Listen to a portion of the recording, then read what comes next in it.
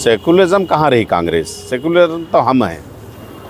वो दलितों की बात हम करते हैं, पिछड़ों की बात हम करते हैं, दबे कुचलों की बात हम करते हैं, माइनॉरिटी की बात हम करते हैं। सेकुलरिज्म किसका नाम है? सबको लेके चलना। मुझे तकलीफ है मेरी बात को सुनना, इन्हें तकलीफ है इनकी बात को सुनना, आदिवासी को तकलीफ है उनकी बात को सुनना, हरिजन भाइयों की तकलीफ है उनकी बात को सुनना। आप एक तबके को खुश करने के लिए दूसरे तबके को छोड़ रहे हैं कि किशन एजुकेशन मूवमेंट, किशन अलीगढ़ के लिए हम लोगों ने आंदोलन लड़ा, अलीगढ़ आया, ज़मीन मिल गई 2011 में, हुकूमत रही कांग्रेस की 2014 तक, उस वक्त पैसा नहीं दे सके। आज भी क्या कांग्रेस का एक ही सांसद है जो एक बैनर लेके खड़े रहते हैं? आपके एमएलएज, आपके एमपीज कहाँ हैं साहब? आपके पीछे खड़ा रहना चाहिए संसद भवन में। इसका मतलब मंशा साफ नहीं है। क्यों खामोश है सीएए पर कांग्रेस? जवाब दे।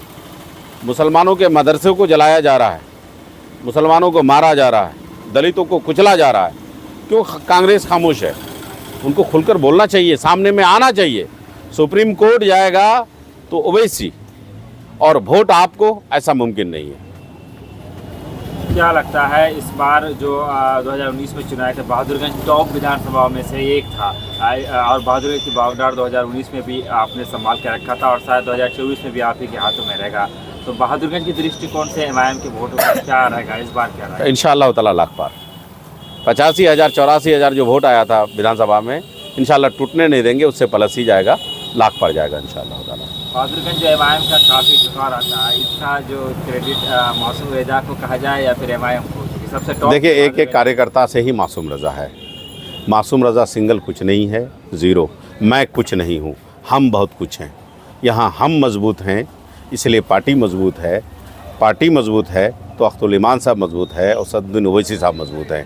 हम लोग इंशाअल्लाह ताला लोकसभा में भी बढ़िया करेंगे, निकालेंगे, विधानसभा भी निकालेंगे आइंदा इंशाअल्लाह। विधानसभा में चलिए, विधानसभा के बाद विधानसभा में होगी।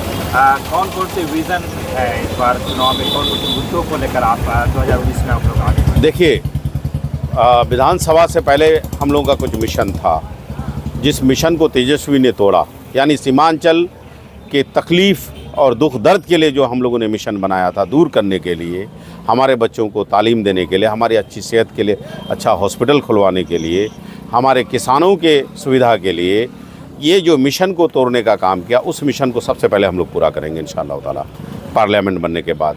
दूसरा मामला बड़े मुद्दे, जैसे एएमयू, जैसे यहाँ पर कल कारखाने खुलवाना, हमारे बच्चे दूसरी जगह मजदूरी के लिए जाते हैं, या एग्रेसिव कराना, उनको जागरूक कराना कि तुम छोटा छोटा पूंजी फंसाकर यहाँ पर कारोबार कर सकते हो। जूता बनाना, बेल्ट बनाना, बटन बनाना, जैकेट सीना, पैंट शर्ट का फैक्ट्री डलवाना, छोटा छोटा काम। खेतियाँ हमारे यहाँ होती है, गेहूँ हमारे यहाँ, और वही आटा आता है गुजरात से, मकई हम लगाते हैं और जाके बनता है वो सामान आपका कलकत्ता, गुजरात, बम्बई, महाराष्ट्र, जाने कहाँ कहाँ, और फिर उसी चीज़ को कौड़ी के भाव ख़रीद करके ये लोग हम लोगों को बहुत महंगे सामान पैसों में हम लोगों को प्रोवाइड करता है। जो चीज़ 5 रुपये किलो ख़रीदता है, वो लोग 5 रुपये में 25 ग्राम भी नहीं देता है हम लोगों को। हम लोग चाहते हैं कि इस पर हम लोग एक बड़ा काम करें। आखिर में युवाओं से, यहाँ के किशनगंज लोकसभा के तमाम तर अवाम से, मस्जिद की जानिब से, ऑल इंडिया मजलिस इत्तेहादुल मुस्लिमीन की जानिब से अख्तुल ईमान को लेकर क्या अपील रहेगा मासूम रजा का? मेरा एक अपील है कि नौजवानों, आज भी अपनी आँखों को खोलो, देखो, अख्तुल ईमान मर जाएगा, मिट जाएगा, मासूम रजा मर जाएगा, मिट जाएगा। किसी कीमत पर हम लोग बीजेपी के साथ नहीं जाएंगे। बीजेपी आपका खुला दुश्मन है, बीजेपी आपको खुले चुनौती में लेते हैं, उनके बहकावे में नहीं जाना है। पूरे बिहार में एक सांसद जीता था जिनका नाम जावेद साहब, 48 में 47 आप हार गए, और 47 हारने के बाद भी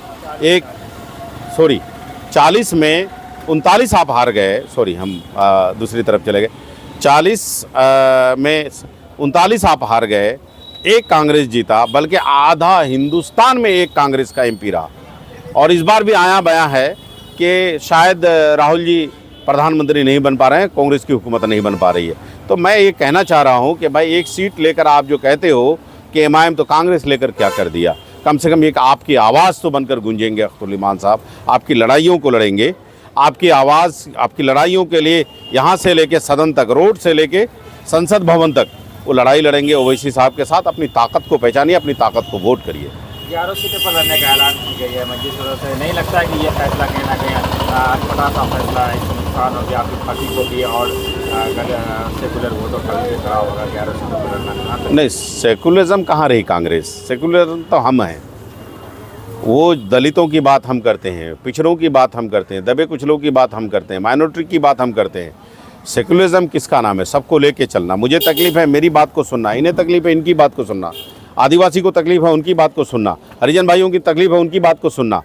आप एक तबके को खुश करने के लिए दूसरे तबके को छोड़ रहे हैं। तो सेकुलरिज्म कांग्रेस के साथ कहाँ खड़ी है? कांग्रेस नाइंसाफ़ी की है हम लोगों के साथ, मुसलमानों के साथ, दलितों के साथ, उससे ज़्यादा बीजेपी कर रही है। तो ये दोनों एक सिक्के के दो पहलू हैं।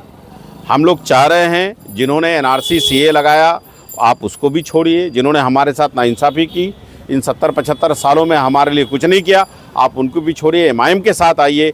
इंशाअल्लाह ताला ये जो आज पौधा है ये दरख्त बनकर निकलेगा जिस दिन, इंशाअल्लाह ताला सबको फल देगा। 11 में से कितने सीट जीत सकते हैं आप?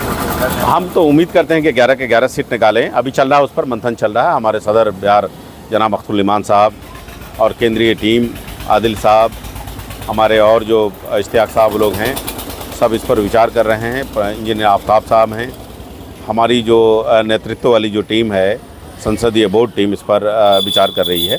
अनकरीब इस पर फैसला किया जाएगा, आपको सुनाया जाएगा कहाँ से कौन सा कैंडिडेट हमारा हुआ। संक्षिप्त परिचय। मासूम रज़ा इमाम का युवा प्रदेश के सेक्रेटरी हैं, पहले युवा जिला अध्यक्ष थे।